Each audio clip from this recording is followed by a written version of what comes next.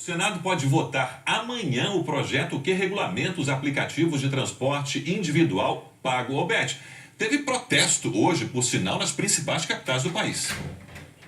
Teve sim, Sérgio, manifestação aí no Rio, em São Paulo, Brasília, perto ali da região do aeroporto, diversas cidades do país, né? E a pauta entra amanhã para votação no Senado em regime de urgência. O projeto chamado PL 28, né? Ele foi aprovado em abril pela Câmara dos Deputados.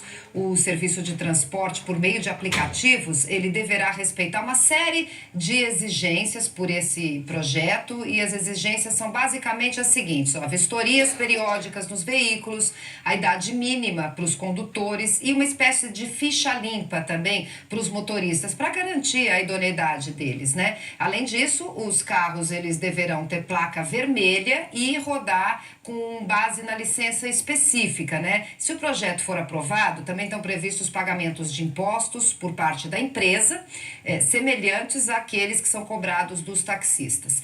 Atualmente, de acordo com o Uber, né, a grande maior empresa desse setor, ela existe aqui no Brasil cerca de 50 mil cadastrados, e no aplicativo, isso pensando em todo o país. E nem todos concordam com essa mudança, claro, dizem que vai inviabilizar o trabalho, muitos alegam que começaram a prestar esse tipo de serviço como uma alternativa ao desemprego, não tem como financeiramente, inclusive, cumprir todas essas exigências.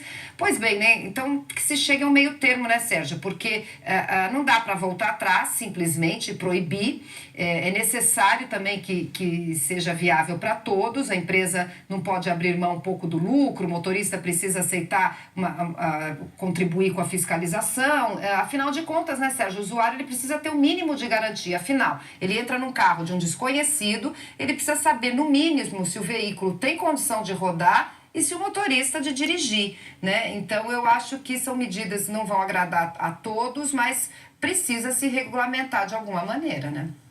Beth, é uma discussão que estava girando em torno aí nas próprias cidades, mas foi parar em Brasília, Camarote. O Senado definindo aí como deve se gerenciar a questão dos aplicativos de mobilidade urbana.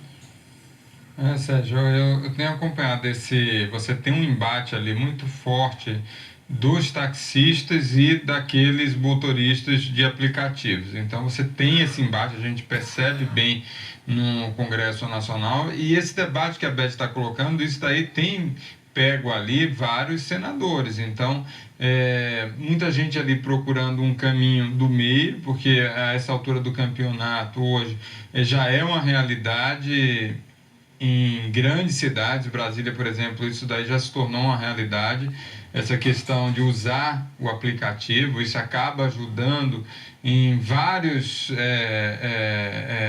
a cidade de Brasília tinha deficiência, inclusive, de táxi, então isso acaba ajudando a mobilidade da cidade, a resolver um problema que a cidade tinha, mas também tem que ter algum regramento. Então, muita gente está buscando esse caminho do meio. Vamos ver como é que vai ser essa posição lá. Agora também tem a bancada ali dos taxistas, que é uma bancada muito forte. Então tem uma queda de braço estabelecida no Senado Federal.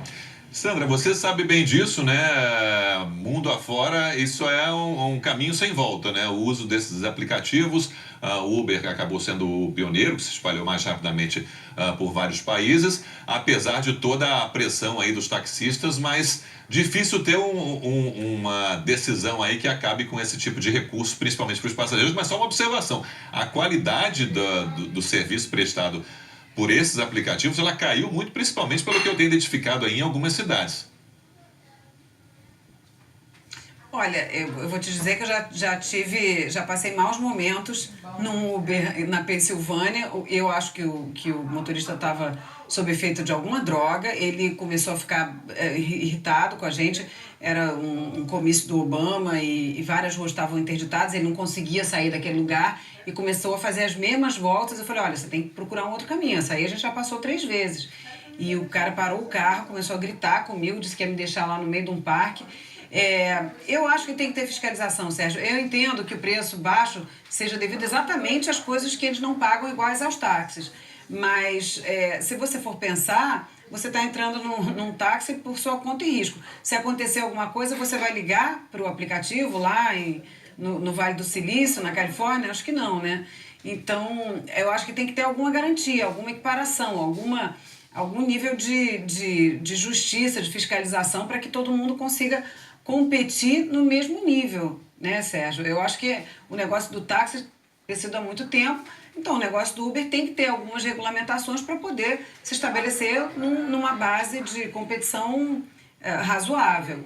Agora, usa o serviço o tempo todo, não deixa de usar por causa disso. Garantia para os motoristas, né, para os taxistas ou para os motoristas desses aplicativos, Beth, e para o passageiro também, né? O passageiro tem que se sentir seguro e com um serviço bem prestado, seja de qual for a opção. Claro, é o que a Sandra disse, a gente estava falando aqui, né? Você entra num carro desconhecido e você não tem a menor garantia de que ele pode rodar, de que aquela pessoa pode dirigir. Quer dizer, eu entendo que é uma alternativa porque a gente tem um nível de desemprego nesse país alarmante. Muita gente realmente foi porque não tinha outra alternativa, submeteu a esse tipo de trabalho, mas o mercado está aí, existe o produto e o produto precisa de uma regra. Precisa ser regulamentado, como a gente chama mais oficialmente. Vamos ao intervalo a seguir. A Sandra fala de uma